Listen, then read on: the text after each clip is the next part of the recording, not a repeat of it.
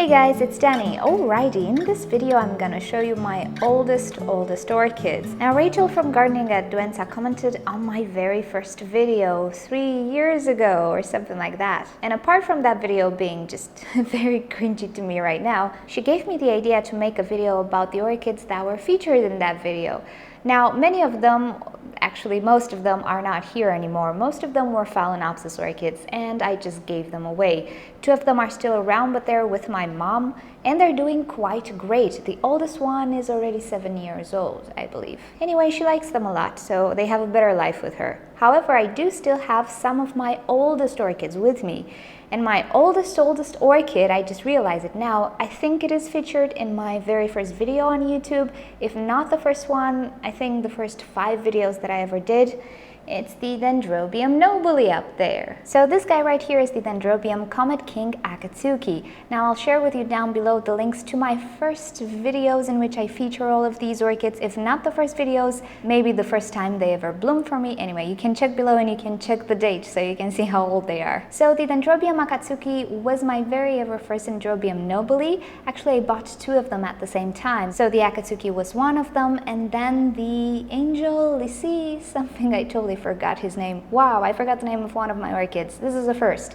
So I do still have both of them. I have all of my Dendrobium nobiles. Nobody died. These orchids are really hardy orchids. So down below you have the videos in which I feature them. And for the Comet King, I have a really cringy video. But hey, that's part of my history. You can check it out and you can make fun of me. That's fine. But yeah, he's my oldest orchid. And he used to be one main cane, if I remember correctly. And look at him now. He is a bush of a plant, and I don't intend to divide him. I want him to be as bushy as possible. And here's my very first Cattleya orchid, the oldest Cattleya that I have, the Cattleyanthus rojo. I got her in 2013, but I think she bloomed in 2014. I don't even know, but do check the description to see. So ever since then, she went through a division. I shared this with a friend, with Ana Maria, and she never actually gave me headaches. She's making a new growth right there at the moment. She is divided, that's why she's tiny, but she really was bushier than this. Now this one has tiny flowers. They're not fragrant, but they are beautiful because they're red.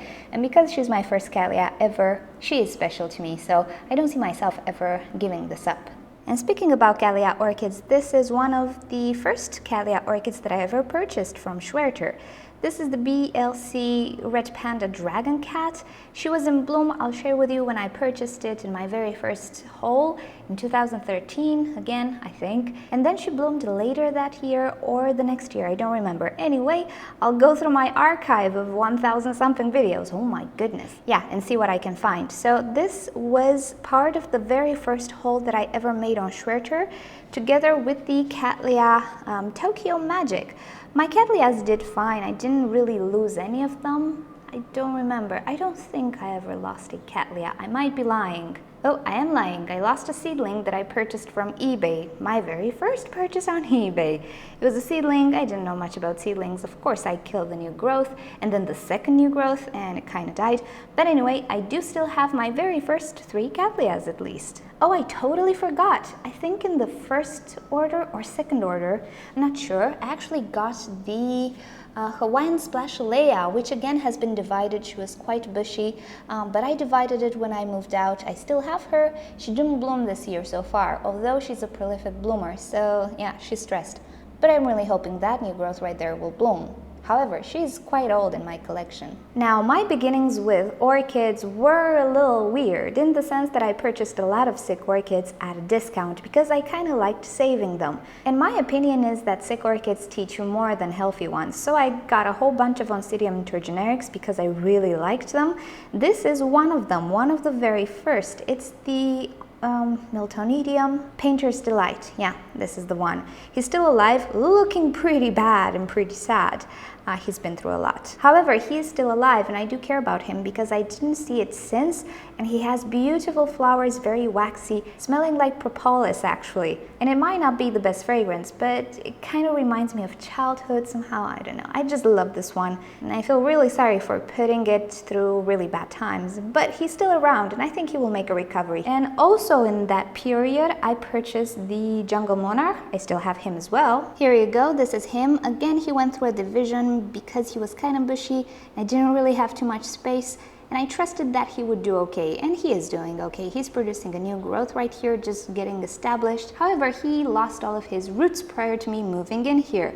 No need to tell you why, but he did. So right now I suspect he doesn't really have roots, that's why he's looking like that, but that new growth is developing nicely. Okay, another very old, or kind of old orchid is the Brassia Eternal Wind.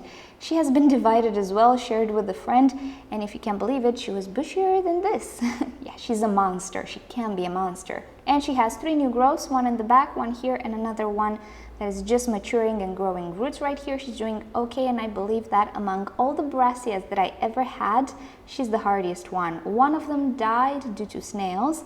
One of them is recuperating there. She's not a hardy one. It's a no ID, but the Eternal Wind is doing quite okay. Now, this is not my very first ever Paphiopedilum.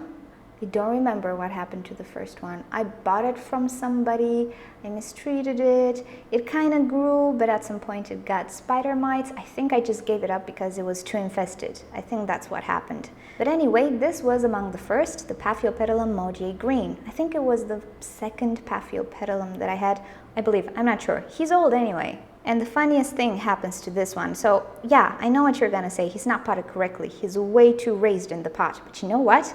He got out of the pot for some reason. So I potted him level, kinda. The potting medium was up to here, and he's just going up. I think the roots are growing and they're pushing him up. I don't know, it's the strangest thing ever. I need to take a look inside. I don't want to disturb it, but this is not acceptable for Paphiopedilum orchids. So he's kind of getting out of the pot. But he is a survivor. He went through the hairspray treatment with flying colors. No more spider mites, by the way. He's absolutely clean. He's producing 2 new growths there. He's growing something inside. I'm not sure if it's a leaf or a flower spike. However, he just wants to take off, so I need to go inspect. If the root system is too deep, I think I will go 1 pot size up. I don't know, I'll think about it. But yeah, this is pretty weird what's happening here. Okay, so this orchid is pretty old as well. This is my very first Encyclia cordidra thing. I don't know, because the tag was Sicillis atropurpureum. I need to check the RHS. It might be a synonym. Anyway, never bloomed. Rich history with this one. She's a survivor, but I think she's already 3 years old. I don't know. I need to check the videos, but yeah, she's an old lady as well. Oopsie, forgot to show you this one as well. Another Cattleya. Well, this is the strangest Cattleya that I have. She's not doing bad at all. She always did quite well. However, she has the bad habit of only growing 1 pseudobulb and 1 set of roots once per year, no matter what. She has rebloomed in the past, and I'll show you the video. She has an amazingly beautiful flower. It's one of my favorites, also very fragrant, but she didn't want to bloom this season, and the pseudobulb is considerably large, so she's a picky one. Not sure what type of hybrid she is because she's a no ID, but again, I have her for quite a long time now. And I'm hoping that by me not disturbing her anymore, she's gonna really start to bloom soon, because I'm starting to forget how her blooms look like. Believe it or not, the Maxillaria tenafolia is one of my oldest as well. She went through 2 divisions. She's growing pretty fast. It's part of the order I made on eBay in Malaysia. So I got 2 Phalaenopsis, no IDs. Well, they should have been Violacea, but one of them is a Bellina. So I'm not sure what the other one will be, which I still have both of them, but you kept seeing them in my Phalaenopsis species collection video. But yeah, the Maxillaria was one of them, and it never bloomed. So I'm hoping that providing a lot of light this year will help her bloom, because I've been waiting since forever on this one. She's hanging in there. She's very vigorous, but she doesn't want to bloom. And let's take a look at some Vandas now. This is my very first ever Vanda. I think 2013 was the year that I purchased it. Yep, 2013. This is the blue Vanda, and she is okay. I have to say that I'm not sure about potting Vanda orchids. I have some issues. One would be that I cannot provide enough sunlight because they're potted.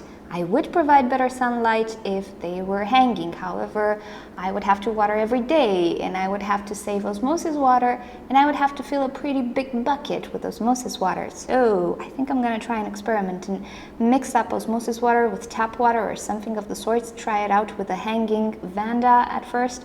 I do not know what I'm gonna do because I don't have a place for them. They're humongous orchids, and for that reason they're not blooming, which is a first. In all of the years that I had this one, she bloomed 2 or 3 times a year, and this year, nothing, which only means she does not have enough light. So I'm in a little bit of a pickle with the vanda orchids, but I'll figure it out. I have to. However, I'm pretty sad that potting them might not work, because it was pretty easy to water them. But if they don't bloom, no point in me keeping them potted.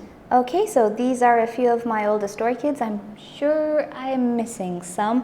Most of them are 2014, 2015 actually. 2013 was a so-and-so year because I experimented a lot. I did lose a few along the way, but mainly due to spider mites and bad potting medium. However, most of them were just fallows in 2013, so I just gave them away. Next year was the year that I tried to purchase a lot of cattleyas, a lot of other types of orchids, not necessarily phalaenopsis, so most of my collection dates ever since then. But anyway, I hope you enjoyed these ones and will enjoy seeing the first videos I did on them. I have to warn you though, my older videos were funny because I was a bit camera shy and all of that, so yeah, keep that in mind. I hope I improved over the years, but in any case, I will enjoy rewatching those videos as well, not because they're mine, but because I want to see how much my orchids progressed and how they looked like. And you know, all of that. So thank you guys for watching. Hope you enjoyed this, and thank you Rachel for suggesting this.